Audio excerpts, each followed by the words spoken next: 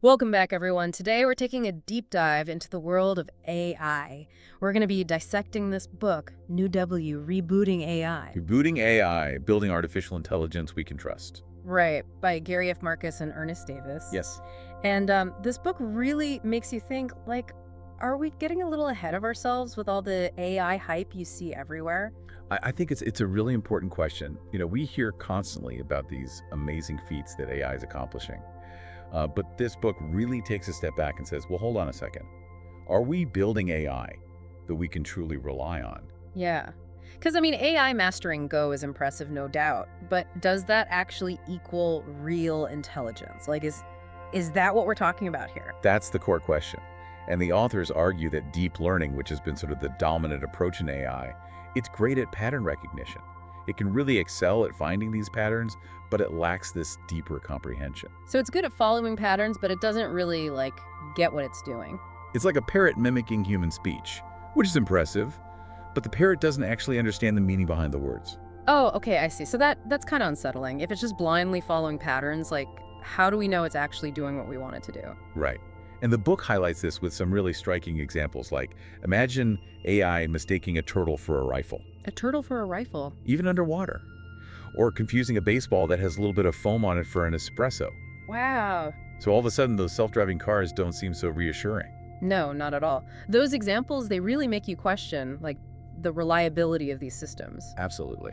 So where do we go from here?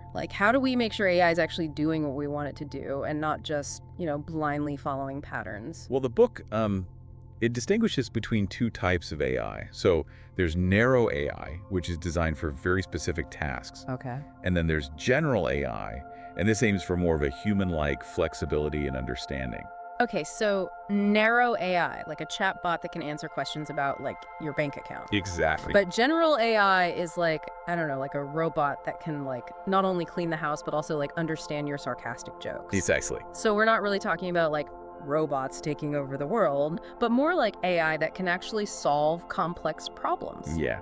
The authors believe that general AI could help us solve some of humanity's biggest challenges, like curing cancer, Wow. understanding the human brain better, Yeah. even tackling climate change. So it's not just, booking reservations or playing games, it's, solving real-world problems. Exactly. But the book argues that we're not even close to achieving general AI. Really? So even with all the advancements we hear about, we're still a long way off. Unfortunately, yes. Yeah. Current AI lacks some pretty crucial things, like common sense reasoning. It doesn't have real understanding of cause and effect. And it struggles to handle situations that are open-ended, where there's not a clear set of rules or instructions. Okay, so it sounds like deep learning, despite its successes, isn't enough to get us to that general AI. And the book goes into some of the limitations of that approach. Can you elaborate on that a bit? Why is deep learning not enough? Sure. One issue is that deep learning can actually perpetuate social biases that are present in the data it learns from.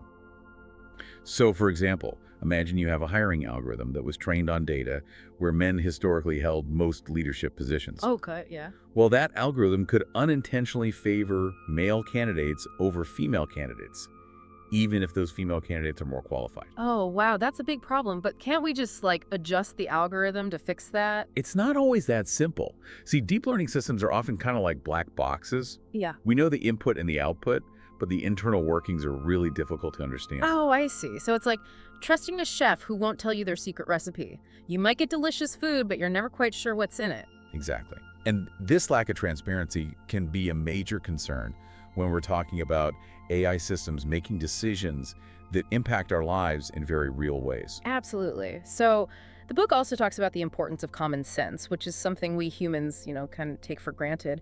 But why is common sense so difficult for AI to grasp? Well, think about it.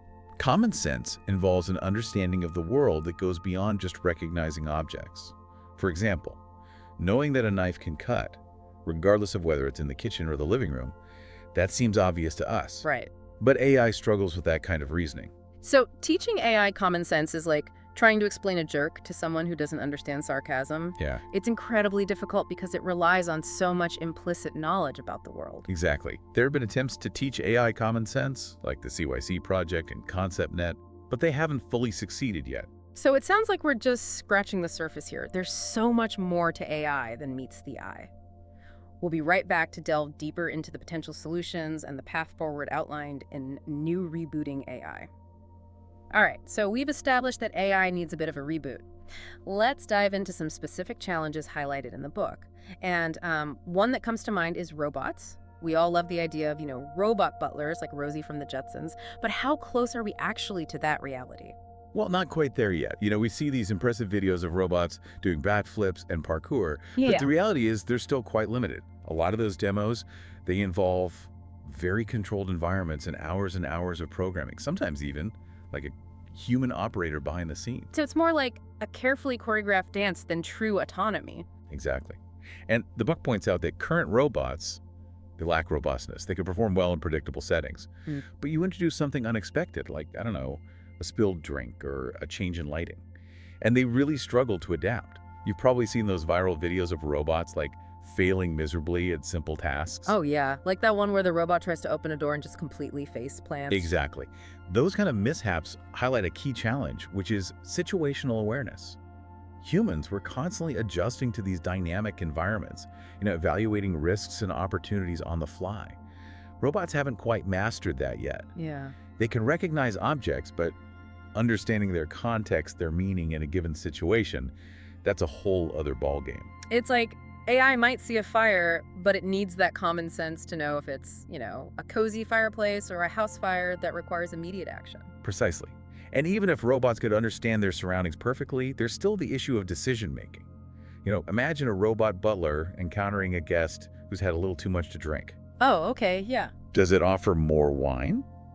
Or does it recognize, hey, this is a potentially dangerous situation, I need to intervene? Huh. This scenario from the book, it highlights the need for AI to understand human behavior, social cues, ethics, not just the physical situation. Okay, so robots still have a long way to go. But what about AI that's less about physical action and more about, reading and understanding text?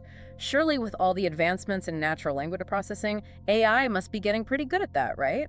Well, that's where it gets really interesting. The book argues that while AI can do some pretty amazing things with language, like translate between languages or even write text that mimics human style, Right. it still falls short when it comes to true reading comprehension. So it's like skimming a text and picking out keywords without really grasping the deeper meaning. Exactly. And the book recounts this test with Google Talk to Books. Oh, okay. Which is a system designed to answer any question by searching through thousands of books.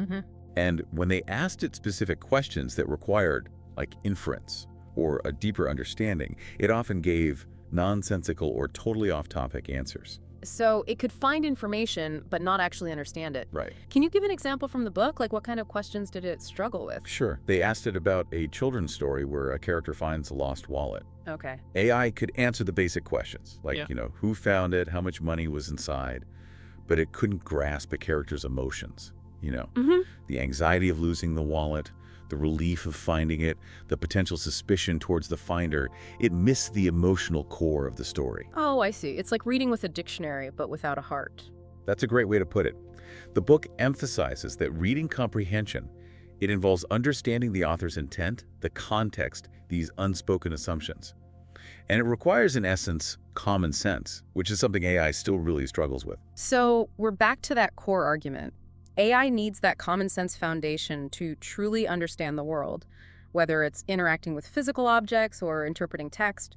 But the big question is, how do we actually build AI that's not just smart, but also wise, ethical, trustworthy? What does this reboot actually entail? One key element the book suggests is moving away from what they call the blank slate approach. So instead of expecting AI to learn everything from scratch, by just being fed tons and tons of data, Right. we should actually draw inspiration from cognitive science. Oh, okay. So giving AI a head start by incorporating what we already know about how humans learn and reason. Exactly. And one crucial aspect the book highlights is building AI with an understanding of causality. Right now, AI excels at recognizing patterns and correlations in data. Right. But it struggles to grasp cause and effect relationships. So it's like observing that roosters crow every morning and concluding that roosters cause the sunrise. It's correlation, not causation. Precisely. And to truly understand the world, AI needs to grasp that difference. It needs to understand that pressing the gas pedal causes the car to accelerate. Not just that those two events often happen together. It's about moving beyond just observing the world to understanding how it works. Okay, that makes sense. So what are some practical ways to actually achieve this reboot? How do we give AI this deeper understanding of the world? The book explores a few promising avenues. One is incorporating symbolic AI, which focuses on representing knowledge in this structured, logical way that machines can actually reason with. So it's like giving AI a language to think in, not just a set of data points to crunch. Exactly. And the book argues that we need to combine the strengths of symbolic AI with the power of deep learning. It's not an either situation. Right. It's about integrating different approaches. They also talk about common sense reasoning, but how do you teach a machine something that seems so intuitive to us humans? That's the million-dollar question. And the book, it doesn't offer a single solution.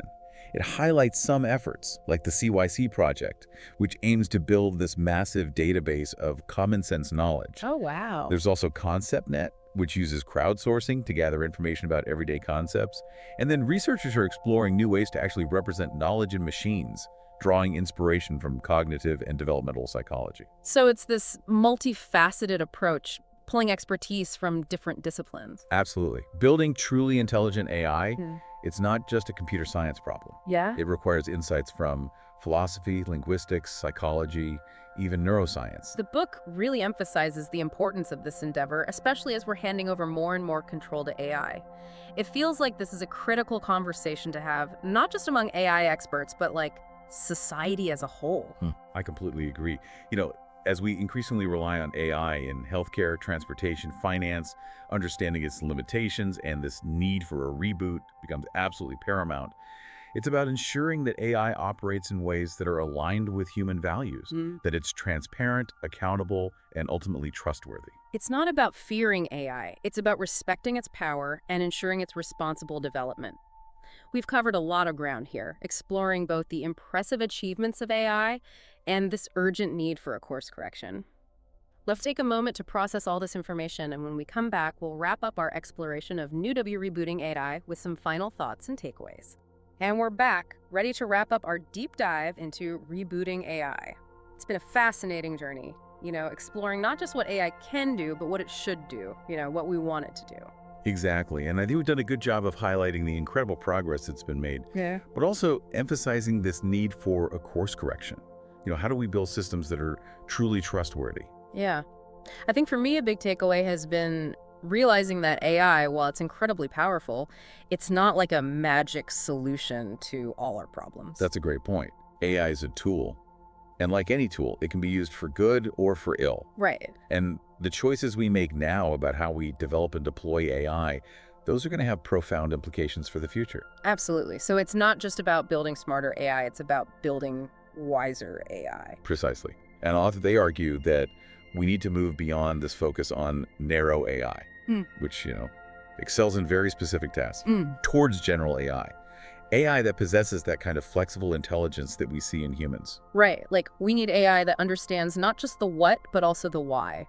Exactly. AI that can grasp context, reason about cause and effect, and, make decisions that are aligned with human values. And that means going beyond just data and algorithms, Right. Incorporating things like common sense, causal reasoning, and understanding of human values. It's like giving AI a moral compass.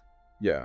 Like a framework for making judgments that go beyond just these cold, hard calculations. Absolutely. Yeah. And rebooting AI, it really challenges us to think about these ethical implications of AI, to consider both the positive and negative consequences of the choices we're making today. Yeah.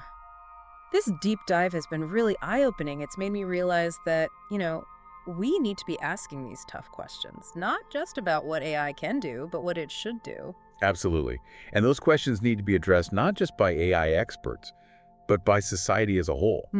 Right. The future of AI is not predetermined. It's something that we shape collectively through our choices, through our actions. So what does this all mean for you, our listener? Next time you hear about some amazing AI breakthrough, take a moment to consider not just the wow factor, but also the potential limitations. Yeah. The biases, the ethical implications. Be an informed citizen. Ask those critical questions. Engage in the conversation about how we want AI to shape our world. Exactly. And we highly recommend checking out NOW, Rebooting AI, for a deeper dive into these crucial issues. It's a thought-provoking read that will challenge your assumptions and inspire you to think critically about the future of intelligence, both artificial and human. Well said. And as we conclude this deep dive, we invite you to ponder this question.